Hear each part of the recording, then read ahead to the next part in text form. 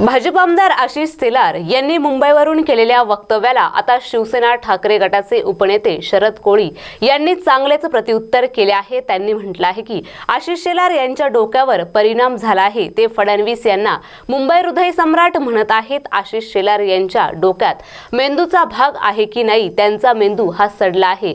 देवेंद्र फडणवीस हे गद्दारांचे हृदय सम्राट आहे असे म्हटले तरी चालेल। देवेंद्र फडणवीस या जन्मात काय, पुढच्या जन्मीही मुंबईचे हृदय सम्राट होऊ शकत नसल्याची जहरी टीका ही शिवसेना उद्धव ठाकरे गटाचे उपनेते शरद कोळी यांनी केली आहे। भाजपाचे आमदार आशिष शेलार यांच्या डोक्यावर परिणाम झाला आहे, हे आज सिद्ध झालं। आशिष शेलारांचं म्हणणं आहे की देवेंद्र फडणवीस मुंबईचे हृदय सम्राट आहेत।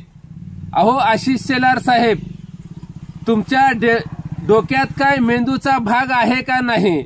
जर असेल तर ती सडला आहे का? अहो आशिष शेलार साहेब, एकच हृदय सम्राट होऊन गेले, ती म्हणजे हिंद हृदय सम्राट बाळासाहेब ठाकरे साहेब। अहो तुमचा देवेंद्र फडणवीस कधीच हृदय सम्राट होऊ शकत नाहीत। तुमचे देवेंद्र फडणवीस गद्दारांचे हृदय सम्राट मात्र नक्की झालेले आहेत, हे लक्षात ठेवा।